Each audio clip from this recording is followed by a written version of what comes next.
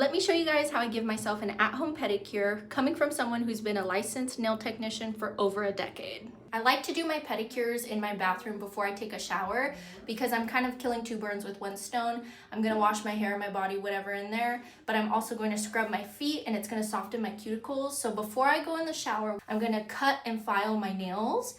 That's the only part that I need to do, that it doesn't really matter that they're softened or not. It's very common for a lot of people's toenails to kind of grow in different directions.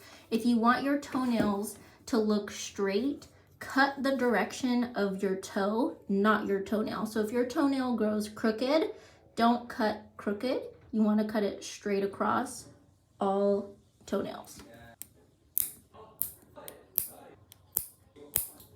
If you have a brand new nail file, the edges are going to be really sharp. So to dull those down so you don't cut skin around your nail is just take the edge and grind it against either another nail file or your buffer. I do like a little bit of a squoval, so square on the top, and then I like my corners to be a little rounded, and that also will help prevent any ingrown toenails. Now that my toenails are cut and shaped, I'm gonna hop in the shower. Before I get out of the shower, while my skin is softened because I've been in the water for however long, I'm gonna take this pumice stone and scrub everything like my heel. And then when I get out, we'll finish the pedicure. Now that we are out of the shower, our skin is nice and softened. We can push back our cuticle using our cuticle pusher. And you can also clean out any debris from underneath the nail. At this point, I do like to use my cuticle drill bit to really get in my cuticle and get rid of any of that debris that may be stuck on the nail. You do not have to do that. You can literally just use your buffer and really get in there. But because I have this tool, I'm gonna use it. Just slightly get under the cuticle and all that debris will come up. This is what I like to use the little brush for, getting rid of all that dust. Cutting your cuticles. Not everybody likes their cuticles cut on their toes or their fingernails. I do like it to look extra crisp. I don't like having any of this dead skin, so I am going to cut them. Honestly, when I normally do my pedicures, I'm literally like this, so it's a little hard to film it the way that I'm filming it. Now we can buff the entire nail plate.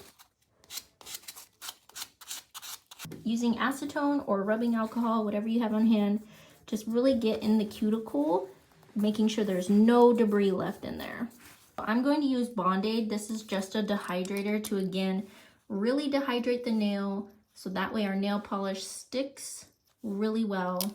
Because we're doing a French pedicure, we're only going to start with the tip portion, and then we'll work on the body of the nail because we're going to use acetone to clean up the body to smooth out our smile line of our French tip.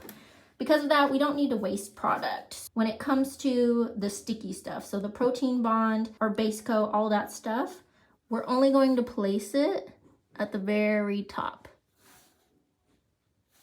Don't be afraid to be a little messy about it. But you just don't need to do it here because we're going to, again, use acetone to clean that up later. My favorite base and top coat brand is Seche V. I do think they are the best in the business. Again, just going in at the very top, capping my free edge and my corners. It doesn't need to be perfect because we're not drawing it on. We're going to clean it up later. So I'm just going to do my best. I like the edges of my nail to be a little longer, so that way it looks a little more natural. We are going to do 2 coats of the colored nail polish. Now we're going to clean up our smile line and around our cuticles. I am using this brush by Coupa. It is a French brush, meaning it's intended for French tips. This brush has an angle, a little swoop, so that way when you're doing a French, you can really just go like that, is the intention.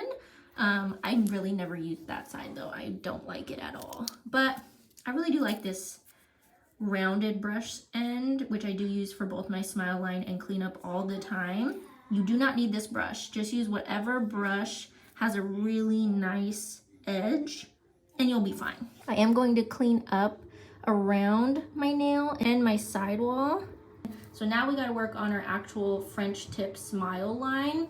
This is 100% your preference, whatever you want to do. If you want it to be thick or thin. I do like it a little bit on the thinner side. You can do it straight across. I like it to look a little more natural, so it's gonna have a curved edge. I'll show you what I like to do, but definitely do whatever your preferred method is. I like to start from the middle, work my wet brush up, and swipe to the sides, giving it that curved shape.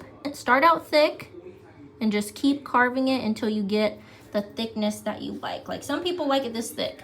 I do not, but if you like it that thick, perfect.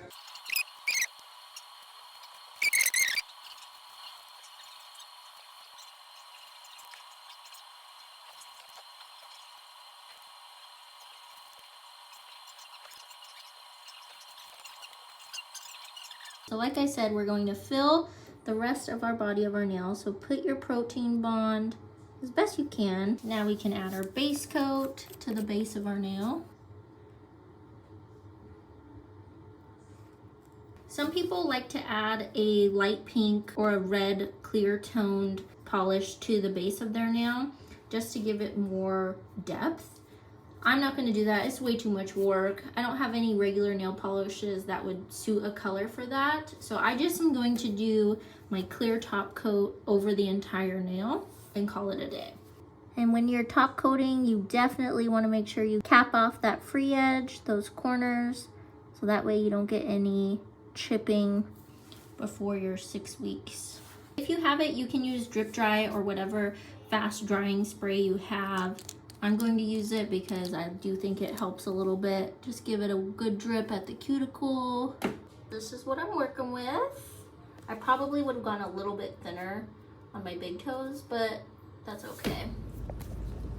Yeah, cute. I'm telling you guys, giving yourself a pedicure at home is not only gonna save you money in the long run, it's super easy. Practice makes perfect, okay?